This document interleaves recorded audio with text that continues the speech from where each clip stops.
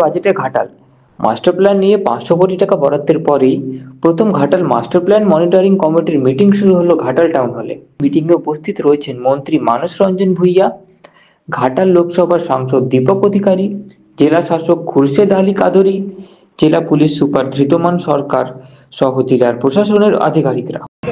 Go and take seat. চলুন দাঁড়িয়ে আছেন।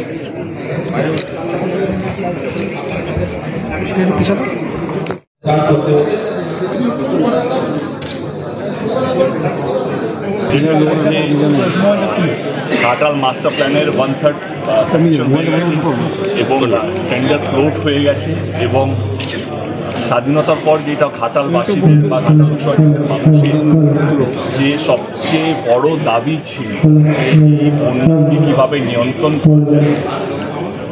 অনেক সরকার এসছে, অনেক সরকার নিজের মতো করে চেষ্টা করেছে, অনেক এমপিরা এসছে নিজের মতো করে চেষ্টা করেছে, আমিও আমার মতো করে চেষ্টা করেছি। আমি এটুকু বলবো, এটা আমার বা আমাদের সরকারের জয় নয়, এটা ঘাটাল মানুষের যারা দীর্ঘদিন এই বন্যার সাথে লড়াই করেছে, স্বপ্ন দেখেছিল কি কোনো না কোনো দিন এই ঘাটাল মাস্টার প্ল্যানটা বাস্তবিক হবে। আজকে আমার মনে হয় ওনাদের জয়, ওনাদের প্রার্থনা, ওনাদের দোয়া কোথাও যেন কাজে লেগেছে। আমি সাংসদ হিসেবে খুব খুশি যে আমি জানতাম কি আমি কেন 2024-এ আবার দাঁড়ালাম। আমার একটাই আবেগ ছিল ঘাটাল মাস্টার প্ল্যান। আমি কোটি কোটি ধন্যবাদ দিতে চাই মাননীয় মুখ্যমন্ত্রীকে, কারণ তিনি যেইভাবে উদ্যোগ নিয়েছিলেন এবং আপনারা সবাই জানেন এটা 15 থেকে 2000 কোটি টাকা, 1500 থেকে 2000 কোটি টাকার প্রজেক্ট।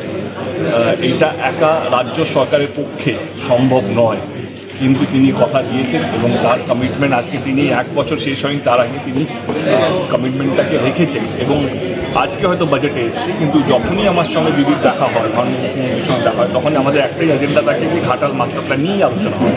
এবং আপনারা হয়তো জানতে পেরেছেন 3 দিন আগে ঘাটাল 500 কোটি টাকা স্যাংশন হয়েছে, কিন্তু আমরা আগে থেকেই জানতাম যে টাকা স্যাংশন হয়ে গেছে এবং যেহেতু আমরা কমিটির মধ্যে আছি কী কী টেন্ডার ফ্লোট হবে, যেটা তাড়াতাড়ি দরকার, ল্যান্ড নেগোসিয়েশন বা ল্যান্ডের নেগোসিয়েশনের কাজ শুরু হয়ে গেছে। তো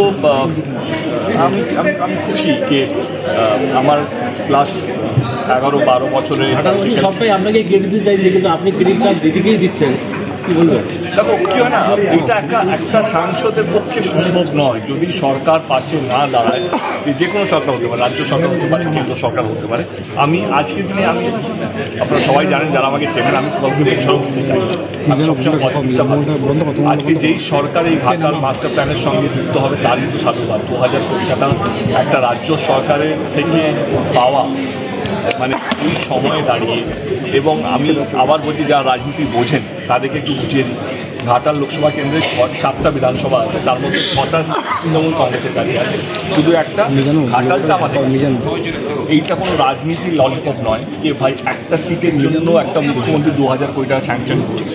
এটা ঘাটাল লোকসভা কেন্দ্রের মানুষের কষ্ট, আমাদের মুখ্যমন্ত্রী, আমাদের নেত্রী, তিনি এই 2000 কোটি টাকা স্যাংশন করেছেন বা স্যাংশন করবেন আগামী কয়েক বছরে, এবং ওনার স্বপ্নকে এটা 2 বছরের মধ্যে কমপ্লিট করা। এবং আমি একটু অনুরোধ করবো, কারণ এইটা শেষ নয়, এটা শুরু হলো, লড়াইটা শুরু হলো। এইখানে সবাইকে ইউনাইট হতে হবে, কারণ অনেকগুলো জমি আছে যেখানে হয়তো তারা তৃণমূল কংগ্রেসের তারা তৃণমূল কংগ্রেস হয়তো করে না, তারা তো বিভিন্ন দলের মানুষ হতে পারে। আমি অনুরোধ করবো হাত জোড় করে সবাই, তোমাদের চ্যানেলের মাধ্যমে, তোমাদের মিডিয়ার মাধ্যমে, কি প্লিজ কেউ ওনাদেরকে ভুল বোঝাবেন না। এটা হয়তো রাজনৈতিক চিন্তাভাবনা হয়তো আলাদা হতে পারে, কিন্তু এই উদ্যোগটা ঘাটাল লোকসভা কেন্দ্রের প্রত্যেকটা মানুষের জন্য।